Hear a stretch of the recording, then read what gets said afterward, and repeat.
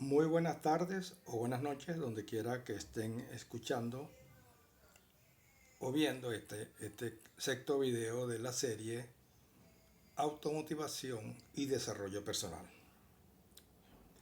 Eh, en estos videos anteriores hemos conversado acerca de algunos recursos importantes para propiciar o ir en búsqueda de nuestro desarrollo personal. Hemos hablado de la rueda de la vida, hemos hablado del método Grow, hemos hablado de conocer o elaborar cómo elaborar nuestras metas. Y hoy quería hacer como una síntesis de lo conversado, sobre todo para retomar lo que podríamos definir como desarrollo personal. Desde mi perspectiva, podríamos definirlo como el resultado que producimos en nuestras vidas al incorporar a nuestro repertorio personal determinadas conductas, actitudes, creencias y valores que han mejorado notablemente la trayectoria de muchas personas en sus vidas y en su calidad de vida o en su estilo de vida. Así también como el aprendizaje de modelos y experiencias que han comprobado ser altamente efectivos para alcanzar la realización a numerosos seres humanos que han sido considerados en sus respectivas naciones y épocas como eh, personas que han exitosas o que han alcanzado su autorrealización. Ya aquellas que han logrado sus metas y objetivos vitales, superando diversos obstáculos, limitaciones y sobre todo sus propias resistencias internas inconscientes. ¿Y cómo lo han hecho? Muchas veces actualizando sus creencias limitantes, aplicando en una forma enfocada sus fortalezas, conocimientos, destrezas o habilidades para el logro de aquellos propósitos, metas u objetivos que pueden, que conocen o que alcanzan. Y también podemos notar que ponen en práctica conductas, acciones, sentimientos, expresión de sentimientos y formas de comunicación que favorecen el diálogo y la interacción con los demás miembros de sus comunidades respectivas en cualquier territorio y en cualquier época. En síntesis, es un, una de las tantas formas de activar nuestro potencial como seres humanos. Eh, en este tipo de enfoque al cual le doy prioridad, no es bueno olvidar lo que llamamos inteligencia emocional, que son muchos tipos de inteligencias, según los diversos autores e investigadores. Goleman, uno de los principales que han trabajado en inteligencia emocional. Y aquí ha surgido el tema de la autoconciencia emocional, que es la capacidad de conocer nuestras propias emociones y los efectos en nuestro desempeño. También ahí existe en este tipo de enfoque el hablar de autorregulación, que es, que es autorregularse, la capacidad de controlar nuestras emociones o impulsos perturbadores para mantener su eficacia en condiciones estresantes o incluso hostiles. Eh, la inteligencia emocional, que no vamos a hablar hoy en extenso de ella, sino que mencionar someramente algunos elementos que la integran. Existe un término que está bastante de moda en los medios sociales o psicológicos, que es la resiliencia, la capacidad de soportar grandes tensiones humanas y volver sin que la persona tenga necesidad de desestabilizarse o desequilibrarse. O sea, volver como toma el símil de aquel acero que puede ser doblado pero que no se quiebra y puede volver a su forma. Otro elemento importante es la capacidad de tener empatía. Estos días leí algo publiqué algo en Facebook de los 3 tipos de empatía: la empatía cognitiva, la empatía afectiva y la sensibilidad empática, que significa que podemos entender y comprender no es tanto nuestras emociones como las emociones o sentimientos de los demás y ponernos en su lugar.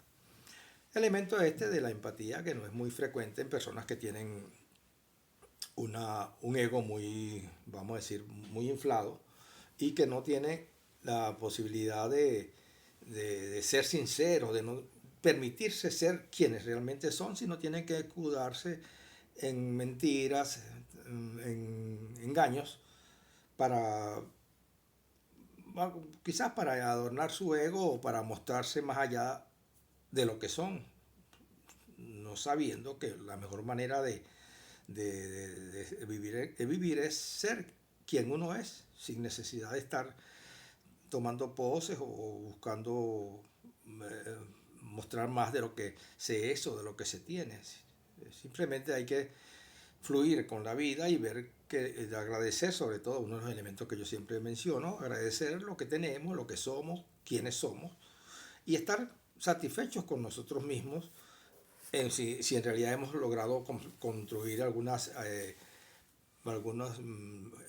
vamos a decir así, si hemos logrado realizar algunas metas, algunos objetivos, y sobre todo somos capaces de resistir al estrés o tolerar el estrés o superar el estrés. Yo pienso, como algunos autores y algunos psicólogos hablan del estrés como la capacidad de superar obstáculos que muchas veces están en nuestras mentes. A nosotros nos estresa, al ser humano lo estresa lo que se siente incompetente para superar. Eso lo estresa. Cuando una persona se siente con valentía, con capacidad de riesgo, con arrojo, muchas veces elementos que son estresantes para muchos, a esa persona no es estresante. ¿Por qué? Porque siente dentro de sí que tiene los recursos suficientes. Se ha dicho desde muchas vías que todos los recursos para superar nuestras limitaciones están dentro de nosotros.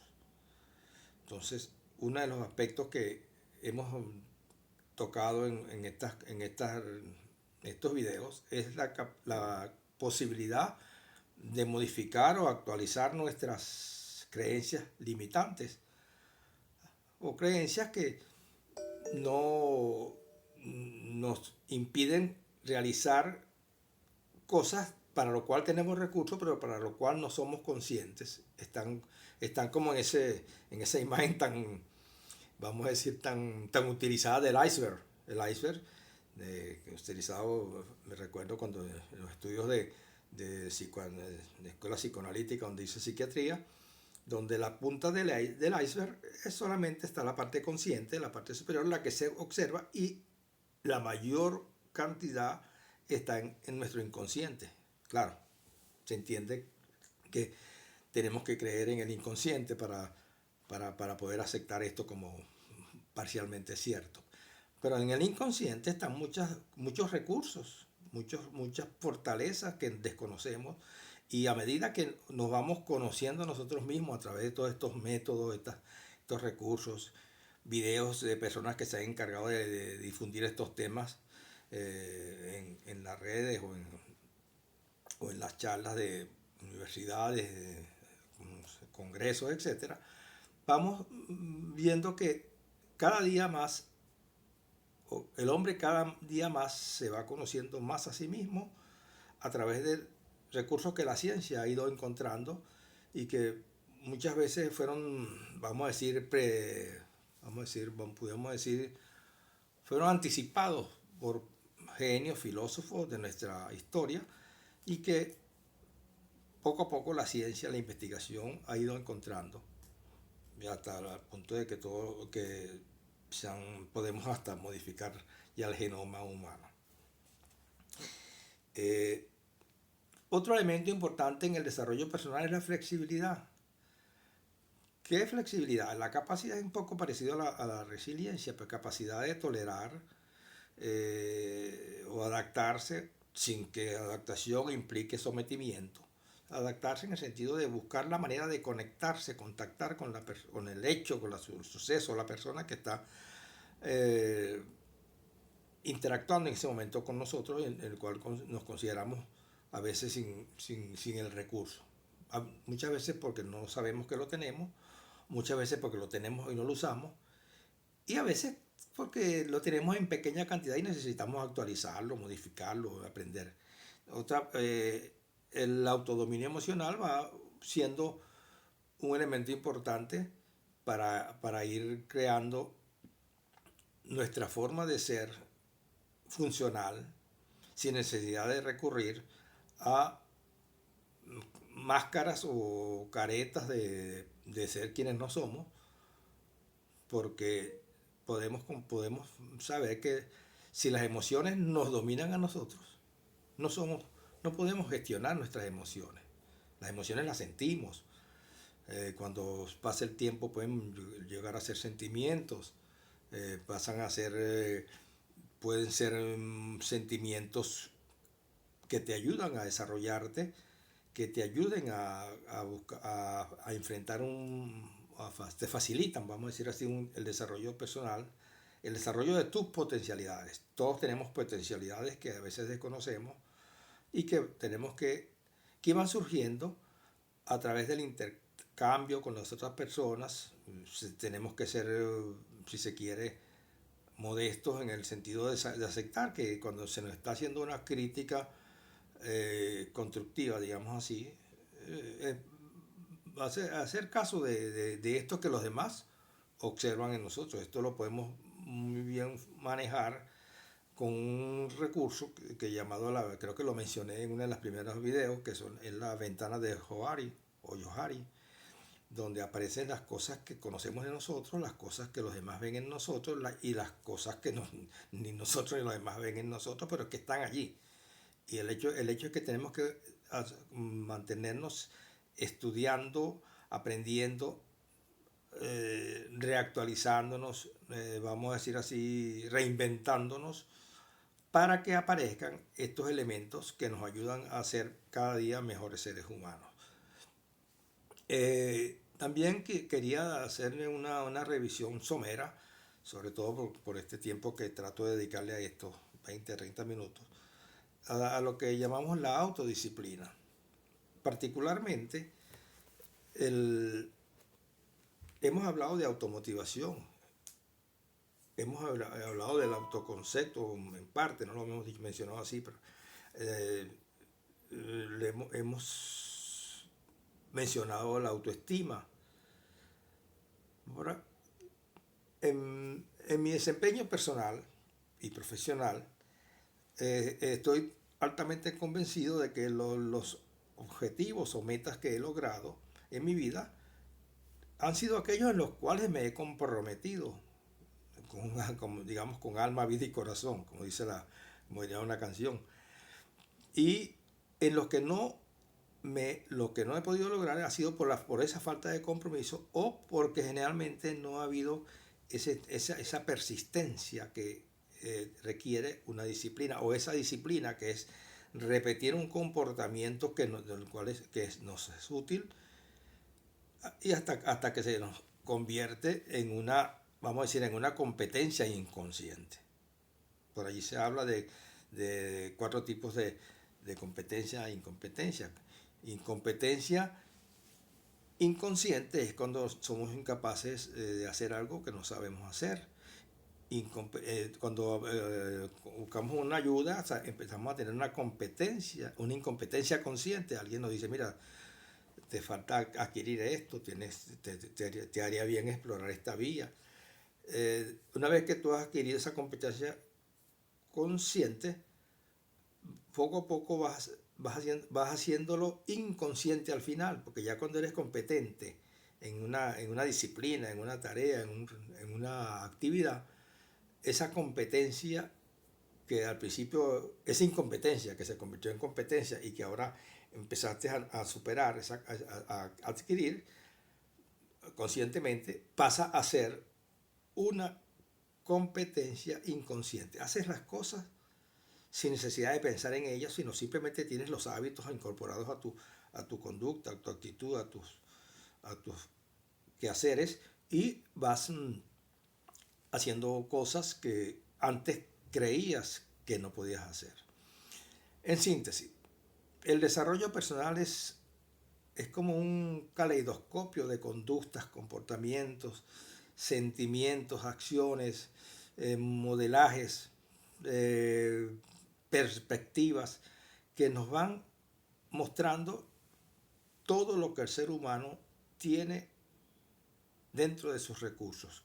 Llamamos recursos todo aquello que nos sirve para mejorar, así como llamamos limitaciones todos aquellos obstáculos que nos impiden nuestro mejoramiento personal, social o profesional.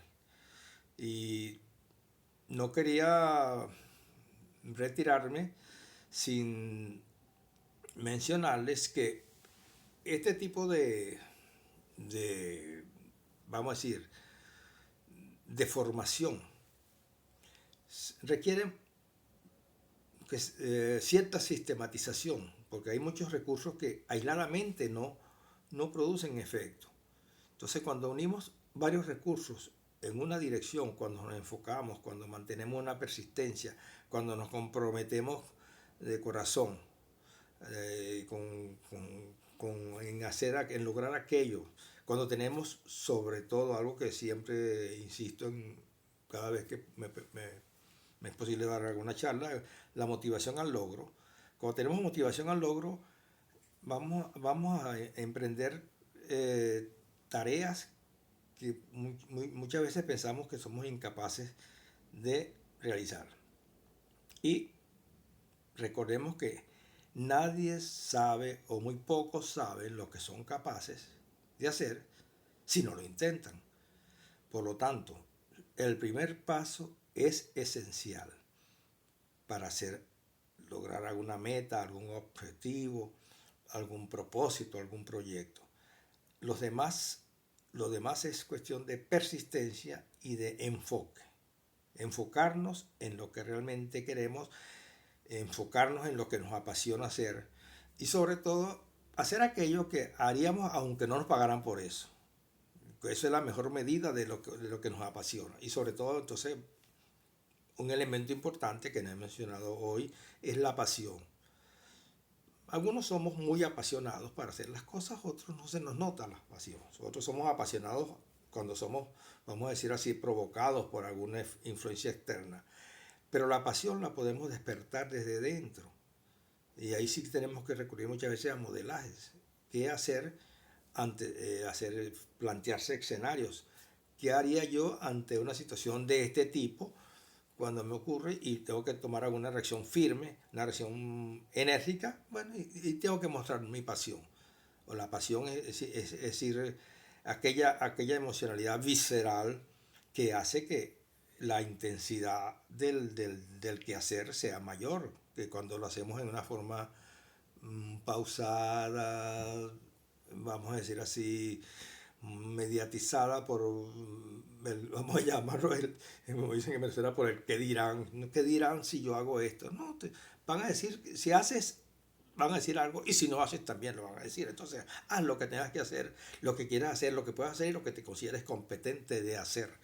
Las competencias no nacen con nosotros, las competencias las vamos adquiriendo con nuestros estudios, con nuestras experiencias de vida, con nuestros cursos, con nuestras relaciones humanas, con el conocimiento de las habilidades que desconocíamos en nosotros, y así va apareciendo este tipo de lo que llamamos competencia, en el cual nos enfocamos mucho los que hemos sido educadores, docentes, psicoterapeutas, psiquiatras, psicólogos, para ayudar a quienes necesitan o quienes acuden a solicitar nuestros servicios.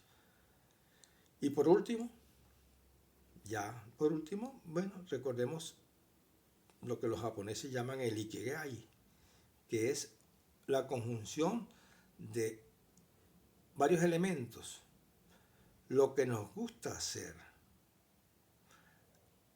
lo que necesitan los otros de nosotros, lo que nos apasiona hacer y lo que haríamos aunque no nos pagaran por ello.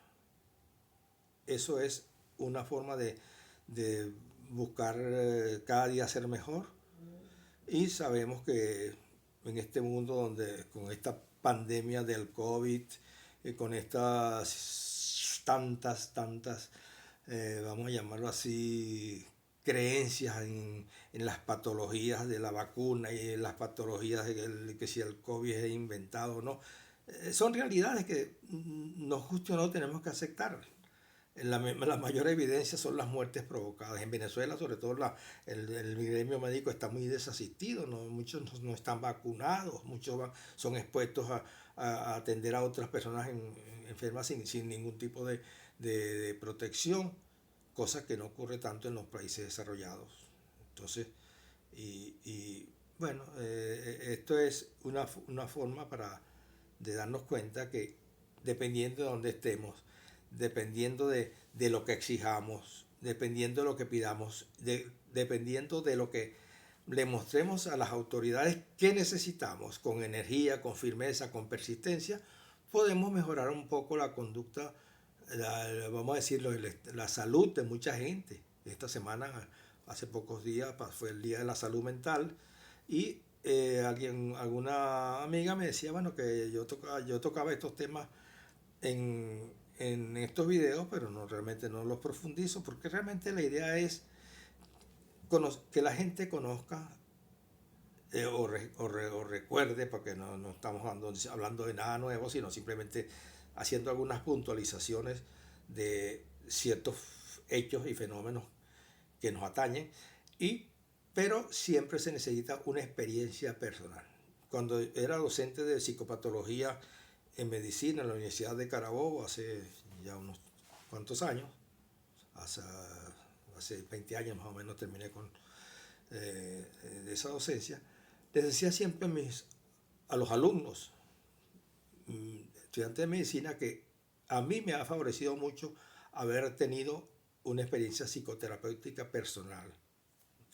Cuando uno comienza a hacer el curso, cuando yo comencé y todos los compañeros a hacer el curso de psiquiatría, nos pedían que nos hiciéramos una revisión de nuestras problemáticas existenciales. Bueno, había psicoanalistas en terapias de grupo, otros más económicamente podían hacerse terapias individuales. Y esa experiencia la recomendaba yo siempre a mis alumnos. Afortunadamente muchos de ellos me escucharon, y a unos cuantos logré ayudarlos en ciertos problemas que quizás no hubieran podido tener si no hubiera tenido, no les hubiera, digamos, abierto esa puerta de que podían resolver las cosas antes que esos problemas psicológicos o angustias, ansiedades, fobias o prejuicios les fueran a causar problemas en su práctica profesional. Bueno, hasta ahora, gracias por escucharme y espero que les haya agradado esta revisión, y me gustaría que me enviaran algunas sugerencias para los próximos temas, aunque yo tengo un programa elaborado, pero quiero también irlo incorporando con lo que realmente se necesita conocer en esta época y en estas situaciones que estamos viviendo. Muchas gracias.